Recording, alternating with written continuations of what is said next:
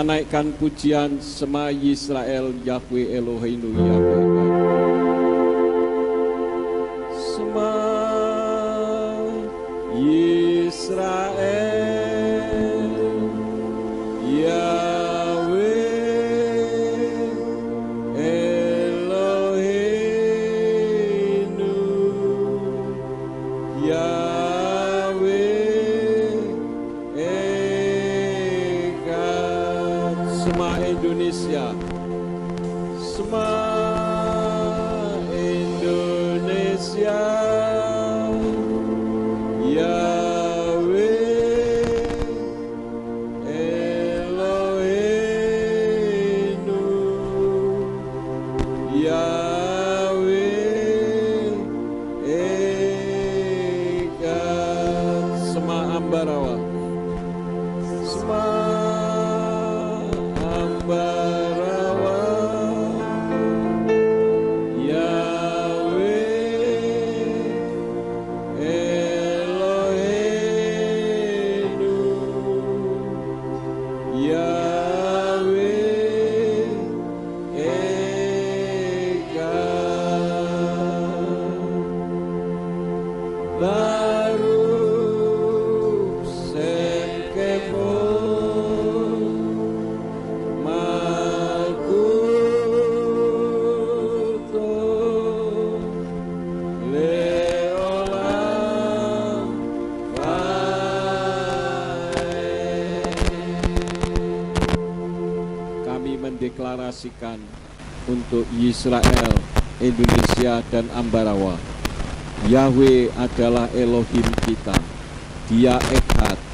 Dialah satu-satunya Tuhan pencipta alam semesta yang layak dan berhak untuk ditinggikan oleh setiap manusia yang ada di atas muka bumi ini. Engkau juga yang memelihara, menjaga kehidupan kami dari hari lepas hari, sehingga pada saat ini kami dapat berkumpul bersama-sama, kami dapat memuji dan meninggikan nama-Mu. Sekarang ya Tuhan, waktunya untuk kami mendengar isi hati Tuhan. Mari Roh Kudus urapi hamba-Mu dan urapi setiap kami yang mendengar firman-Mu dengan urapan yang sama, agar firman yang ditaburkan dapat kami pahami dan kami mengerti, sebagaimana Engkau memberikan pemahaman dan pengertian kepada hamba-Mu. Dan jika ada kuasa penguasa roh jahat di udara yang akan merebut kebenaran firman dari dasar hati dan pikiran kami tolak dan kami patahkan di dalam nama Yeshua HaMashiach. Pergi kau keluar, tinggalkan tempat ini, tinggalkan setiap hati dan pikiran kami, karena hati dan pikiran kami hanya kami tujukan bagi kebenaran firman saja. Berikan kemampuan kepada kami bukan hanya untuk mendengar firman-Mu saja, melainkan juga melakukan di dalam kehidupan kami. Terima kasih Bapa. Tegur kami dan ajar kami, supaya kami semakin benar di hadapan-Mu. Demi nama Adonai Yeshua HaMashiach, kami sudah berdoa dan mengucap syukur. Haleluya. Semua yang percaya katakan amin. Silakan duduk. Bapak Yahweh memberkati. Shalom Aleichem. Puji Bapak Yahweh, Bapak Ibu Saudara sekalian, sesuai dengan flyer yang sudah saya sampaikan, maka firman yang saya taburkan pada saat ini saya beri judul tidak peduli. Apakah yang dimaksud dengan tidak peduli? Secara etimologi, tidak peduli adalah sikap atau perilaku seseorang yang tidak memperhatikan atau tidak memberikan perhatian yang cukup pada suatu hal atau terhadap orang, baik secara sengaja maupun tidak sengaja. Dan ini bisa berarti tidak memerdulikan keadaan atau masalah yang sedang terjadi di sekitarnya, atau tidak memberikan perhatian yang cukup pada kebutuhan atau perasaan orang lain. Sikap tidak peduli juga bisa mencerminkan kurangnya empati atau kepedulian terhadap orang lain atau keadaan yang ada di sekitarnya. Ada yang menerjemahkan tidak peduli itu unconcerned, artinya tidak bersedia atau tidak mau memperhatikan, tidak menaruh perhatian atau tidak mau tahu. Di dalam kitab berbahasa Ibrani, kata tidak peduli itu ditulis dengan lo akpat. Lo akpat itu artinya untuk mengekspresikan ketidakacuhan atau ketidakurgensian seseorang terhadap suatu hal atau orang, dalam arti menganggap bahwa apa yang terjadi di sekitarnya itu tidak terlalu penting, kira-kira demikian. Nah, tidak peduli ini seringkali berkonotasi negatif. Tetapi saya akan sampaikan, benarkah tidak peduli itu selalu berkonotasi negatif? Memang kebanyakan berkonotasi negatif. Tetapi nanti kita akan mendengar bahwa tidak peduli juga bisa berkonotasi positif. Yesua terbukti tidak bersalah, tapi orang-orang tidak peduli dan tetap masa ingin menyalibkannya. Ini salah satu contoh yang disebut dengan lo akpat. Kita membuka di dalam kitab Injil Lukas pasal 23 ayat 20 sampai 24. Lukas 23 ayat 20 sampai 24. Kalau saya membaca di dalam kitab Indonesian Literal Translation berbunyi demikian. Kemudian sekali lagi Pilatus berteriak kepada mereka karena ingin melepaskan Yesua. Jadi di sini kita melihat bahwa orang yang punya otoritas pada saat penghakiman itu ada di tangan Pilatus. Dan Pilatus sebagai seorang pemimpin, dia tahu bahwa orang yang di hadapannya, dalam tanda petik tentu saja karena Yesua itu bukan orang, tetapi Tuhan yang menyerupai orang. Dia tahu bahwa orang dalam tanda petik yang ada di depannya ini tidak bersalah, sehingga dia ingin melepaskan Yesua. Itu ayat yang ke-20. Ayat 21. Namun mereka berteriak sambil berkata, salibkan dia, salibkan dia. Ini adalah pokoknya. Kenapa Yesua harus diperlakukan sedemikian rupa? Yang mereka kehendaki adalah Yesua disalibkan. Ayat 22. Dan untuk ketiga kalinya dia berkata kepada mereka, mengapa? Sebab kejahatan apa yang telah orang ini lakukan? Jadi Pilatus itu menyodorkan, sebetulnya orang yang ada di depan saya ini salahnya apa? Karena dia sendiri tidak menemukan kesalahannya. Dia katakan, aku tidak menemukan apapun pada dirinya sebagai alasan kematian. Artinya tidak layak untuk dihukum mati. Jadi setelah mengajarnya, aku akan melepaskan dia. Ayat yang ke-23. Namun dengan suara keras mereka terus mendesak untuk meminta agar dia disalibkan. Dan suara mereka dan para imam kepala itu menang. Ini tekanan massa terhadap pengadilan. Jadi kasusnya seperti kasusnya Ahok. Ahok itu tidak menghina agama Islam. Dia tidak memotong ayat yang ada di Al-Quran. Tetapi ayat itu dipotong oleh Buniyani. Dan Buniyani sudah dihukum. Logikanya kalau sudah terbukti bahwa Buniyani ini yang memotong ayat sehingga maknanya seolah-olah Ahok mengatakan jangan mau dibohongi oleh Al-Maidah, berarti Buniyani sudah terbukti bersalah.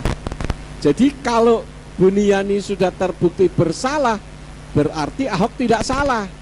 Tetapi karena tekanan massa, maka pengadilan kalah dengan tekanan massa, dan itu sudah ada sejak di dalam kitab suci.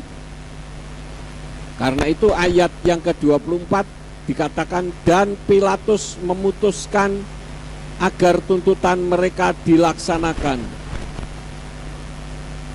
Nah, di sini kita melihat bagaimana Yesua disalib karena ketidakpedulian. Padahal orang-orang yang menyalibkannya adalah orang-orang yang sebelumnya telah melihat dan bahkan mungkin menikmati mukjizat yang Yesua lakukan. Contohnya air menjadi air anggur, 5 ketul roti dan 2 ekor ikan dapat sisa 12 bakul. Mungkin mereka diantaranya ada yang pernah menikmati roti hasil mukjizat yang Yesua lakukan. Kemudian mata mereka melihat sendiri bagaimana Elazar yang sudah mati 4 hari. Orang kalau sudah mati 4 hari itu sudah bau, saudara-saudara. Tetapi dibangkitkan oleh Yesua. Jadi mereka sudah melihat apa yang Yesua lakukan, tetapi pada saat itu karena banyaknya orang, maka mereka berteriak, pokoknya salibkan dia. Ya.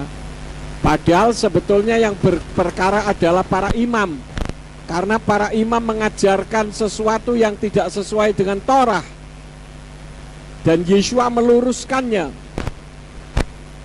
sehingga mereka tersinggung. Apa yang dilakukan mereka ini tidak mau tahu atau tidak peduli. Pokoknya Yesua harus disalib. Apapun alasannya, pokoknya disalib. Ya, kita kalau berbicara kepada seseorang, kalau sudah pokoknya, tidak ada obatnya, saudara-saudara. Ya, seperti saya kalau diskusi dengan orang-orang yang anti dengan nama Yahweh, walaupun sudah disodorkan kebenaran, mereka melihat ini satu kebenaran. Kalau dalam bentuk tulisan pendek, pasti mereka membaca. Mereka diam, dalam hati mereka mengakui. Tetapi mereka masih mencari celah untuk menyerang dengan posisi yang berbeda lagi. Pokoknya nama Allah tidak boleh hilang. Nah, ini kan aneh, saudara-saudara. Kalau nama Allah itu hanya sebagai sebutan, apalagi hanya sebutan yang tidak terlalu penting. Tetapi kalau kita membaca di dalam kitab Kejadian pasal 33 ayat yang ke-20, bagian B di sana dikatakan Allah Israel ialah Allah. Menurut bahasa Indonesia yang baik, artinya kalau Allah itu tadi disebut sebagai sebutan, ada Allah yang disembah oleh orang Israel namanya Allah. Mana yang sebutan, mana yang nama diri. Ini membingungkan. Kemudian pertanyaan yang kedua, kapan dan di mana orang Israel menyembah Tuhan yang bernama Allah? Tidak pernah ada, saudara-saudara. Tetapi mereka tidak mau tahu, tidak peduli, pokoknya Allah harus ada. Karena itu saya sebut Krislam atau Kristullah. Krislam itu Kristen, tetapi yang disembah Tuhannya umat Islam. Kalau Kristullah itu Kristen Allah, ya. Itu tidak peduli, meskipun apa yang disampaikan tidak sesuai dengan firman. Apa yang disodor-sodorkan semua berasal dari luar firman. Inskripsi inilah, inskripsi itulah, tetapi tidak pernah berasal dari firman. Padahal kalau ada orang tanya, Pak Pendeta, saya mau tanya Daud itu siapa? Mari nak, sini ayatnya ini. Daud itu seperti ini, dia seorang imam, dia seorang raja, dia cerita banyak. Kalau orang tanya, Salomo siapa? Oh, Salomo itu seperti ini, dia punya hikmat luar biasa, ayatnya ini. Semua berasal dari firman. Tapi kalau sudah tanya, kalau Yahweh bagaimana, Pak? menurut inskripsi anu, menurut inskripsi inu. Pokoknya semua dari luar dimasukkan, saudara-saudara. Nah, kenapa bisa seperti itu? Ini menggenapi kitab Hosea pasal 11 ayat yang ke-7. Kitab Hosea pasal 11 ayat yang ke-7 dari Indonesian Literal Translation dikatakan, dan umatku betah untuk berpaling dariku. Mereka berseru kepada yang maha tinggi, namun tidak sungguh-sungguh hendak meninggikan dia. Jadi mereka sudah betah. Saya ingat betul, dulu saya sudah diperlakukan tidak adil sampai saya disingkirkan keluar. Kemudian ada orang sakit. Saya ingat waktu itu saya diajak Pak Sarmujito untuk mendoakan. Cuman siapa yang saya doakan saya lupa. Waktu itu saya ngajak nyanyi, mari saudara-saudara kita nyanyi ada kuasa dalam darahnya. Sebelum saya berdoa nyanyi, ada kuasa dalam darahnya, darah domba Allah, begitu. Tidak sadar saudara-saudara, padahal saya sudah disingkirkan karena nama itu. Tetapi bisa tidak sadar kemudian Pak Sarmujito nyenggol saya. Itu sejak Pak Sarmujito nyenggol saya, kepala saya peng-pengan saudara-saudara. Tapi sejak kejadian itu tidak pernah terulang kembali. Kenapa? Karena keluar karena kebiasaan. Bukankah orang-orang yang mengaku sebagai hamba Tuhan tetapi tidak mau mengubah, mereka katakan apa? Mereka katakan hamba Allah, hamba Allah. Padahal hamba Allah itu adalah ustadz, ya. Oleh karena itulah maka mereka menganggap tidak terlalu penting atau tidak urgensi masalah nama Tuhan. Padahal sudah diberi kehidupan, saudara-saudara. Seperti tadi orang-orang yang menyalibkan Yesua, mereka sudah pernah menikmati air yang diubah oleh Yesua menjadi air anggur. Mereka juga sudah menikmati 5 ketul roti dan 2 ekor ikan yang dibagi-bagi banyak orang sampai sisa 12 bakul. Dan bahkan mereka melihat mukjizat El-Azhar yang mati dibangkitkan. Ada banyak sekali kejadian-kejadian yang sudah terbukti. Tetapi ternyata mereka tidak mau tahu. Demikian pun Krislam atau Kristullah. Mereka setiap hari diberi makan, diberi hikmat, diberi berkat, tetapi yang disembah Tuhan lain. Coba misalkan saudara punya anak, saudara kasih makan anak saudara, saudara kasih minum anak saudara, saudara sekolahkan anak saudara, dan saudara bimbing dengan baik, tetapi anak saudara tidak berterima kasih kepada saudara, terima kasihnya kepada saya. Saudara tersinggung nggak kira-kira? Tersinggung nggak? Ya pasti tersinggung. Wong saya yang ngasih makan, saya yang mendidik, kok orang lain yang diucapkan terima kasih, kira-kira seperti itu.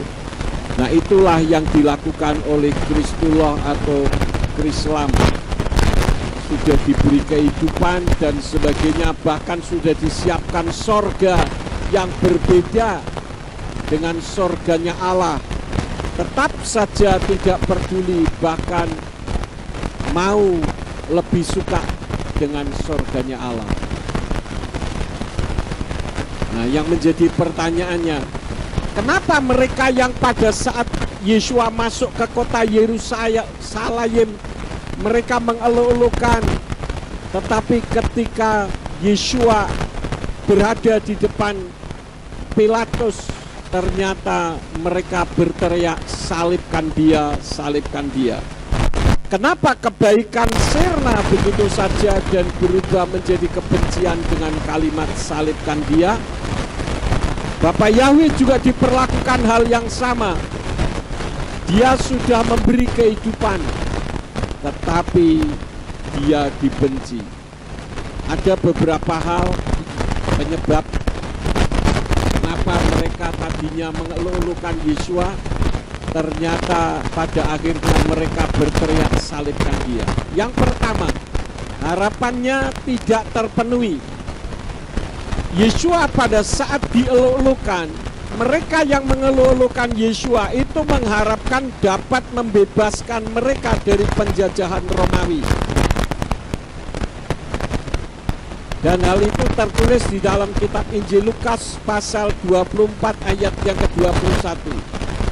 Kitab Injil Lukas pasal 24 ayat yang ke-21 dari Indonesian Literal Translation dikatakan, dan dahulu kami berharap bahwa dia adalah orang yang akan segera menebus Israel. Tetapi kenyataannya dengan semua ini, hari ini sedang lewat hari ketiganya sejak apa yang telah terjadi itu. Yesua sudah disalib dan pada hari yang ketiga mereka sedang kecewa. Mereka patah harapan. Ketika Yesua ada di atas muka bumi, apalagi mampu memberikan mujizat-mujizat, mereka pikir, wah, kami akan merdeka dari penjajahan Romawi. Ternyata tidak, maka kecewa. Ya, seperti kalau di Indonesia kira-kira ada satu figur yang akan membebaskan rakyat Indonesia dari korupsi, dari menyenangkan pribadi para pejabat-pejabatnya, maka dipilihlah orang ini. Tetapi setelah dipilih ternyata tidak berbuat apa-apa. Pada akhirnya mereka kecewa, saudara-saudara, ya. Jadi orang-orang yang mendukung Yesua itu kecewa karena salah motivasi. Orang-orang mendukung untuk urusan duniawi, sedangkan Yesua melakukan apa yang dia lakukan selama ada di atas muka bumi ini untuk urusan sorgawi. Jadi beda jurusan, saudara-saudara. Yang satu memikirkan tentang dirinya, sedangkan Yesua memikirkan orang banyak supaya mereka diselamatkan. Itu yang pertama. Jadi kekecewaan itu bisa timbul karena harapan yang tidak terpenuhi, tidak peduli. Misalkan saudara mengharapkan sesuatu, masuk gereja dengan harapan supaya saudara mendapatkan berkat secara jasmani, tapi ternyata saudara masuk gereja, saudara tidak mendapatkan berkat jasmani, maka saudara kecewa. Berapa banyak orang-orang yang mengaku diri sebagai Kristen kemudian pindah ke agama lain, dan akibat kekecewaan di agama lain itu tidak menyuarakan bagaimana kebaikan agama yang baru dianutnya, tetapi nyinyir dengan agama Kristen, menjelek-jelekan agama Kristen. Kenapa hal itu bisa terjadi? Karena harapannya tidak terpenuhi. Pernah ada orang yang pernah masuk ke gereja di tempat ini. Dia mengaku diri sebagai seorang pendeta dan sekarang sudah meninggalkan agama Kristen. Ya, kenapa? Karena motivasinya salah. Motivasinya uang. Akibatnya kecewa. Ya. Sehingga menjelek-jelekan kekristenan. Itu yang pertama. Yang kedua, sifat manusia yang memang mudah tersinggung. Hanya orang yang sudah terbentuk oleh Ruach HaKodes yang bisa mengendalikan dirinya. 1 Korintus 6 ayat 19 sampai 20. 1 Korintus 6 ayat 19 sampai 20 dari Indonesian Literal Translation dikatakan, atau tidak tahukah kamu bahwa tubuhmu itu tempat suci bagi Ruach HaKodes yang ada di dalam kamu, yang kamu peroleh dari Elohim, dan kamu bukanlah milikmu sendiri, sebab kamu telah dibeli dengan suatu harga. Karena itu muliakanlah Elohim dengan tubuhmu dan dengan rohmu yang adalah milik Elohim. Jadi kalau orang menyadari bahwa dirinya ketika mengenal Bapa Yahweh Besem Yeshua HaMashiach Beruah Kodes adalah bukan miliknya lagi, maka orang seperti ini tidak mudah tersinggung, saudara-saudara. Kenapa? Karena egonya sudah dimatikan. Dan yang bisa melakukan itu adalah Ruach HaKodes kalau kita mau menyerahkan hidup kita kepada Elohim kita. Tetapi yang belum diperbarui, ketika seseorang memberi nasihat, misalkan saudara memberi input kepada saya, kemudian input itu tidak saya lakukan, saudara mutung, kecewa, tidak lagi pergi ke gereja, tidak mau lagi menyapa saya, tidak mau lagi urusan dengan gereja. Artinya apa? Tidak peduli. Kenapa? Karena nasihatnya tidak diterima. Padahal yang tidak diterima itu nasihatnya, bukan orangnya. Kalau orangnya tetap saya terima. Itulah sebabnya saya katakan anak kecil sekalipun kalau memberi input kepada saya dengarkan. Kalau inputnya baik, sesuai dengan visi dan misi gereja, dan waktunya pas, saya ikuti, walaupun itu anak kecil. Walaupun orang seringkali tidak peduli, memperdulikan seorang anak kecil misalkan, atau orang yang hanya sebagai pengerja. Kita pengumuman setelah terakhir doa berkat, ada pengumuman lagi. Itu juga hasil ada orang memberi input kepada saya, dan saya menilai input itu baik, saya lakukan, saudara-saudara, ya. Karena itulah maka kita harus bisa membedakan. Kalau misalkan saudara memberi input kepada saya, kemudian input itu tidak saya lakukan, bukan berarti saya menolak saudara. Tidak, yang saya tolak adalah inputnya. Saudara tidak saya tolak. Mungkin input itu belum waktunya karena saudara berpikir maju lebih sekian tahun di depan misalkan, sehingga belum bisa dilaksanakan. Mungkin setengah tahun kemudian baru bisa dilaksanakan misalkan. Ya, jadi bukan berarti tidak diperdulikan. Yang tidak diperdulikan itu, katakanlah tidak diperdulikan itu adalah inputnya, bukan orangnya. Jadi harus bisa membedakan antara pribadi dengan inputnya. Yang ketiga, kenapa orang bisa tidak peduli? Karena pengaruh lingkungan. Di dalam 1 Korintus 15 ayat yang ke-33, 1 Korintus 15 ayat yang ke-33 dari Indonesian Literal Translation katakan, janganlah tersesat, pergaulan yang buruk merusakkan kebiasaan yang baik. Jadi Bapak Ibu Saudara sekalian, pengaruh lingkungan itu penting.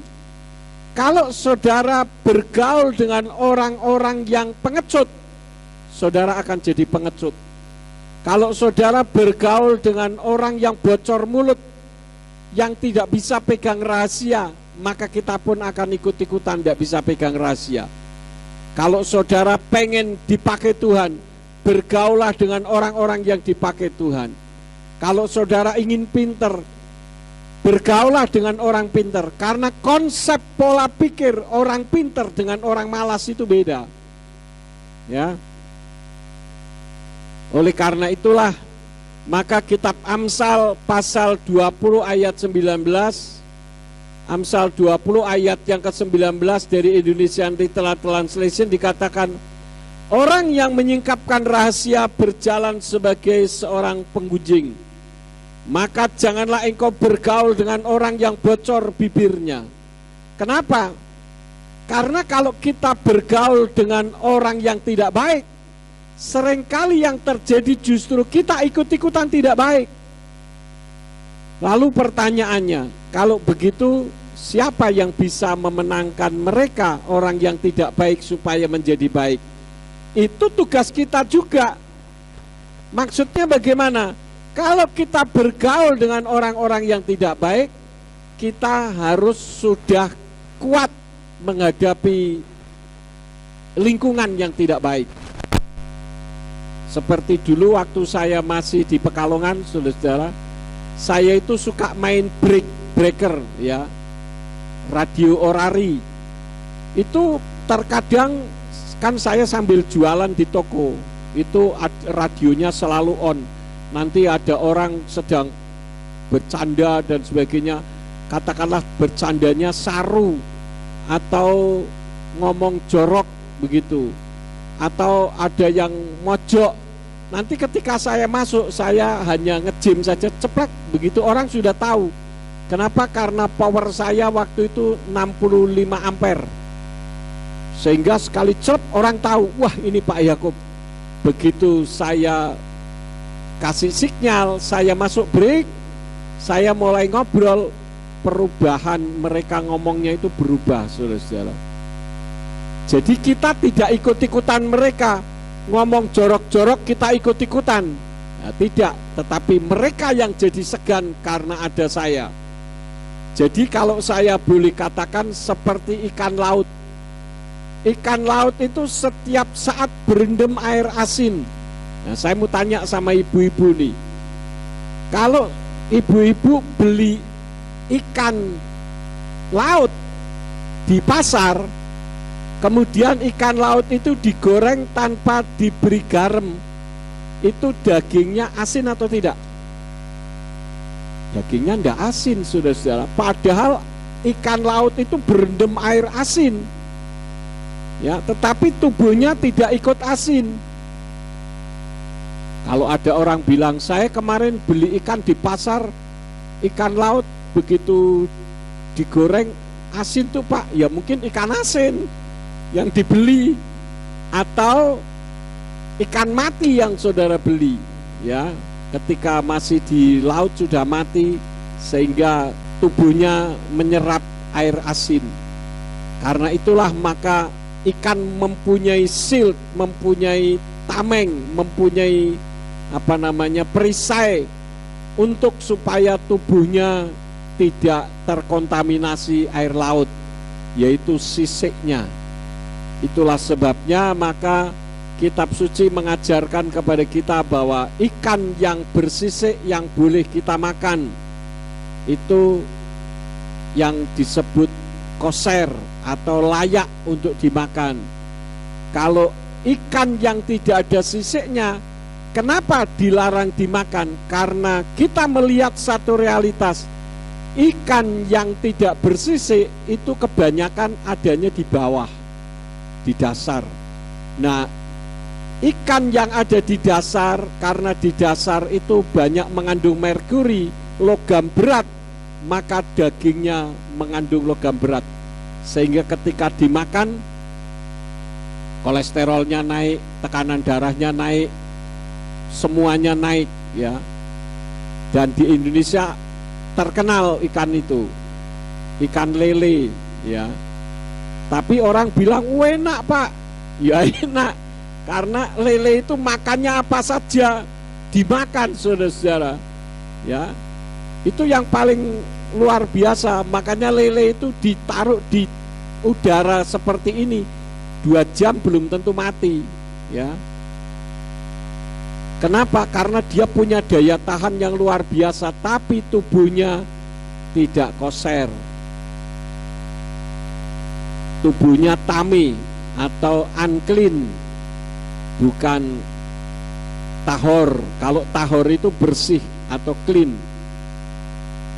Kenapa? Karena segala sesuatu dimakan. Coba orang yang punya peternakan lele, itu pasti atasnya ada WC umum, saudara-saudara.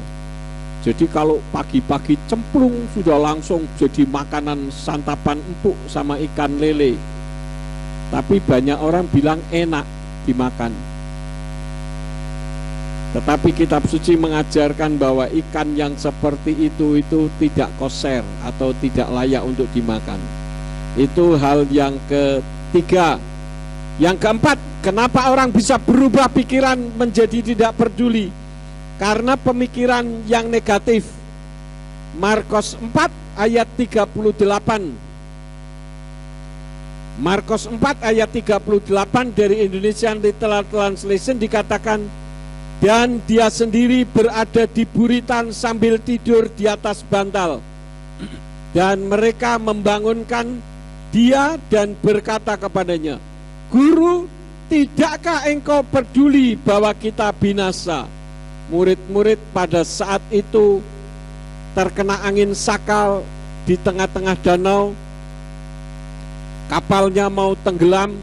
Mereka berteriak dengan mengatakan, Guru, tidakkah engkau peduli bahwa kita akan binasa? Artinya menuduh Tuhan tidak peduli terhadap keadaan mereka. Padahal kalau kita renungkan, yang tidak peduli siapa?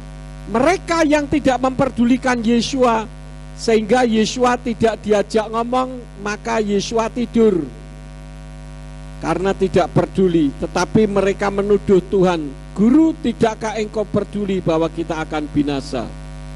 Jadi padahal di situ yang tidak diperdulikan adalah Yesua. Nah, bagaimana dengan kehidupan kita?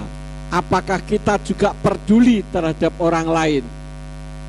Misalkan kalau ada di antara saudara, ada yang lama tidak masuk gereja, apakah saudara peduli dengan mereka?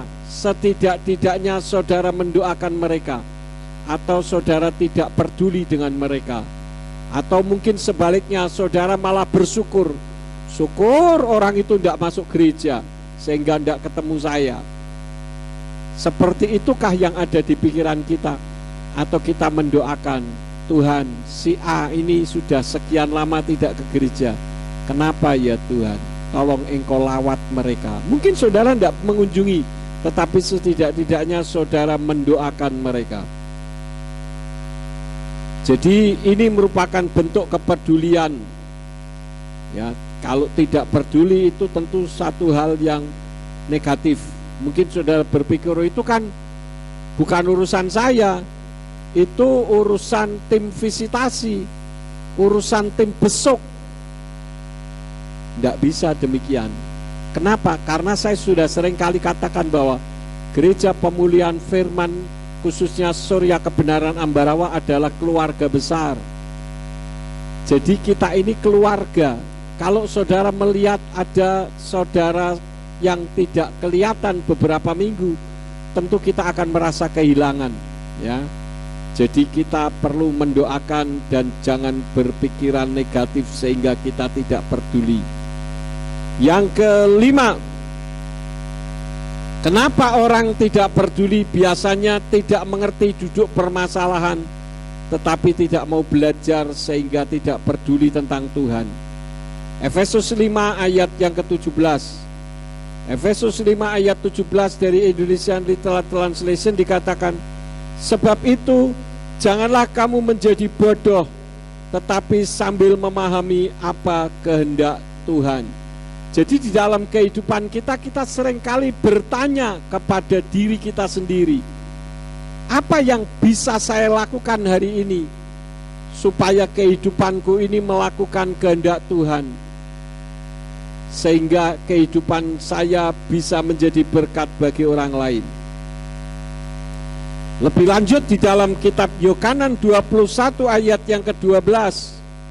Yohanan 21 ayat yang ke-12 dari Indonesian Literal Translation dikatakan, Yesua berkata kepada mereka, mari sarapanlah. Namun tidak seorang pun dari para murid itu berani menanyai dia, siapakah engkau? Karena mengetahui bahwa dia adalah Tuhan. Kita melihat satu kenyataan, murid-murid pada saat itu tidak berani menanyakan kepada Yesua tentang dirinya yang sesungguhnya. Nah, ini yang saat ini sedang terjadi, yang dilakukan oleh Krislam atau Kristullah, ya. Tidak mau bertanya atau tidak mau belajar. Maunya kita yang diminta untuk belajar kepada mereka. Saya sudah seringkali diskusi dengan rombongan orang yang keroyok saya, kemudian saya sanggah. Ketika saya sanggah, kemudian orang melihat sanggahannya, diem, saudara-saudara. Ya, tetapi ketika saya menyodorkan itu yang lebih panjang, mereka tidak mau mempelajari. Tetapi mereka selalu menuntut untuk saya mempelajari apa yang mereka sampaikan.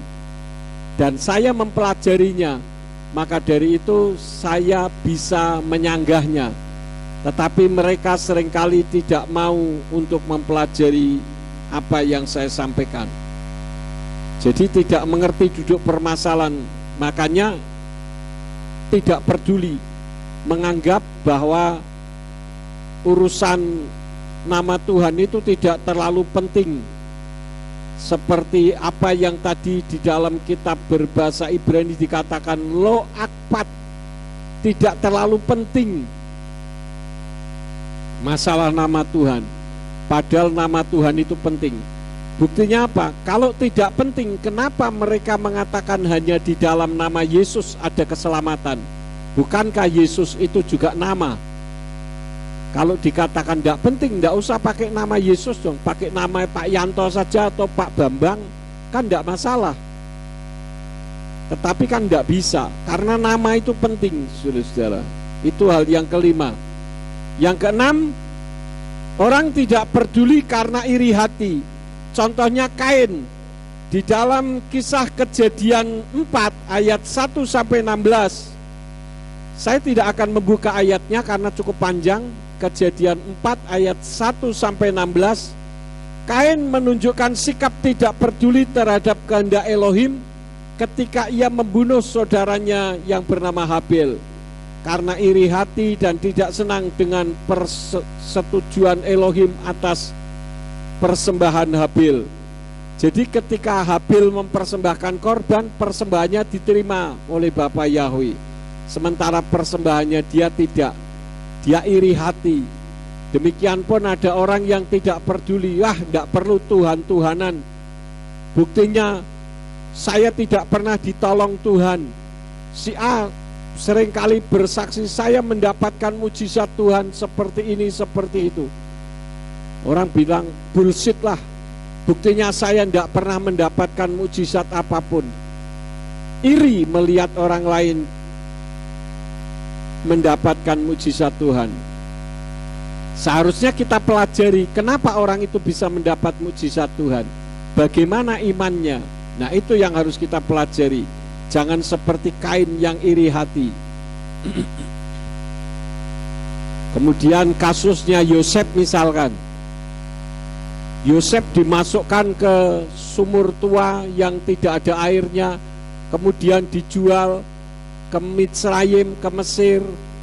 Kenapa kakak-kakaknya memperlakukan seperti itu? Karena mereka iri hati melihat Yosef disayang oleh Yakob. Jadi mereka tidak berpikir kenapa Yosef disayang sementara saya tidak. Tetapi mereka iri hati dan berusaha untuk menghancurkannya. Tetapi Bapa Yahweh membuat dia menjadi orang nomor 2 di Mitsrayim. Yang ke-7, karena frustasi, saudara-saudara, membuat orang tidak peduli. Bani Israel dalam Keluaran pasal 32 ayat 1 sampai ayat yang ke-10. Keluaran 32 ayat 1 sampai 10. Bani Israel menunjukkan sikap tidak peduli ketika mereka membuat anak lembu emas sebagai pengganti Elohim ketika Mose sedang mendapatkan hukum atau Torah dari Tuhan di atas Gunung Sinai. Jadi ketika Mose dipanggil Elohim ke Gunung Sinai, ke atas, lama tidak turun-turun, orang Israel merasa kita tidak perlu memperdulikan Mose. Sekarang kita buat saja Tuhan yang lain yang bisa kita sembah. Maka dibuatlah patung lembu tuangan. Jadi mereka frustasi karena mereka menunggu turunnya Mose lama tidak turun. Dan kitab suci katakan selama 40 hari 40 malam Mose ada di Gunung Sinai. Sehingga mereka merasa tidak ada yang memimpin, frustasi. Akhirnya liar, memerintahkan Aharun untuk membuat patung lembu tuangan. Itu yang ke-7. Yang ke-8, Kenapa orang tidak peduli? Karena marah. Kalau kita membuka di dalam Keluaran pasal 5 ayat 1 sampai 9, yang ini saya baca, Keluaran 5 ayat 1 sampai 9 dikatakan demikian. Dan sesudah itu Mose dan Aharon menghadap Faro, lalu berkata kepadanya, beginilah Yahweh Elohim Yisrael berfirman, biarlah umatku pergi dan mereka akan mengadakan perayaan bagiku di padang gurun. Namun Faro berkata, siapakah Yahweh itu sehingga aku harus mendengarkan suaranya untuk membiarkan orang Israel pergi? Aku tidak mengenal Yahweh, dan aku juga tidak akan membiarkan orang Israel pergi. Dan berkatalah mereka, Elohim orang Ibrani telah menemui kami. Biarlah sekarang kami pergi untuk suatu perjalanan selama 3 hari lamanya ke padang gurun, dan biarlah kami berkorban bagi Yahweh Elohim kami, agar dia tidak menghantam kami dengan wabah penyakit atau dengan pedang. Dan Raja Mitsrayim berkata kepada mereka, Mose dan Aharon, mengapakah kamu membebaskan umat itu dari pekerjaannya? Kembalilah ke pekerjaanmu. Dan Faro berkata, lihatlah, sekarang telah banyak sekali umatmu di negeri ini, dan kamu telah menghentikan mereka dari kerja paksanya. Dan pada hari itu juga Faro memerintahkan para pengerah umat itu dan mandor mereka dengan berkata, kamu jangan lagi memberikan jerami kepada umat itu untuk membuat batu bata seperti 3 hari terakhir ini. Biarlah mereka sendiri pergi dan mengumpulkan jerami bagi mereka. Tetapi jumlah batu bata yang mereka buat 3 hari terakhir ini, kamu harus tetap bebankan kepada mereka.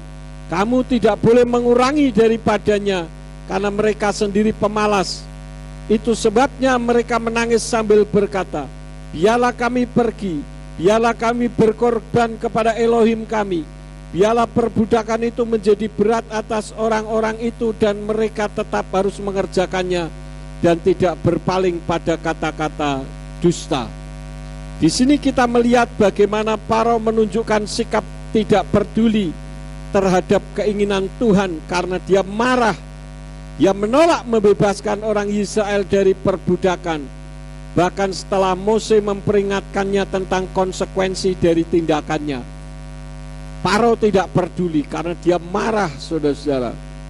Oleh karena itu seringkali kita jadi bersikap tidak peduli ketika kemarahan menguasai di dalam kehidupan kita. Oleh karena itulah ada orang yang mengajarkan kalau kita marah sebaiknya jangan mengambil keputusan. Karena keputusan yang diambil itu adalah keputusan tidak peduli. Pokoknya ya, seperti dulu saya sudah pernah ceritakan kepada saudara ketika saya diperlakukan tidak adil, hampir saya membunuh 3 orang. Karena saya merasa kecewa dan marah luar biasa.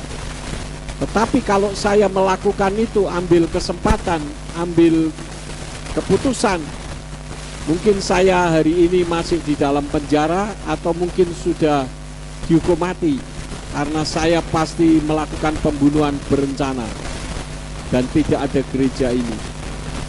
Oleh karena itulah ketika kita sedang marah, teduhkan hati dan pikiran terlebih dahulu. Jangan mengambil keputusan, karena keputusan yang diambil adalah keputusan tidak peduli. Kebaikan yang kita sampaikan itu hendaklah jangan mengharapkan balasan. Seperti contohnya Yeshua, ini merupakan sikap tidak peduli yang positif. Yeshua tidak mengharapkan balasan kebaikan, maka saat diperlakukan tidak adil, tetap tidak membenci mereka. Artinya Yeshua tidak peduli mereka membalas kebaikan dengan kebencian. Itulah yang disebut dengan tidak peduli positif. Jadi tidak peduli pun ada positifnya. Lukas 23 ayat 34. Lukas 23 ayat 34 dari Indonesia Literal Translation dikatakan, dan Yeshua berkata, ya Bapa, Ampunkanlah kepada mereka sebab mereka tidak tahu mereka berbuat apa, dan mereka membuang undi untuk membagi jubahnya. Ini satu tindakan Yesua yang tidak peduli walaupun mereka itu memusuhinya. Yesua tetap mencintai mereka. Karena itu ketika disalibkan dia berkata, "Ya Bapa, ampunkanlah kepada mereka sebab mereka tidak tahu mereka berbuat apa." Jadi sekali lagi Yesua tidak peduli mereka membalas kebaikan yang Yesua lakukan dengan kebencian dari mereka. Itulah yang disebut dengan tidak peduli yang positif.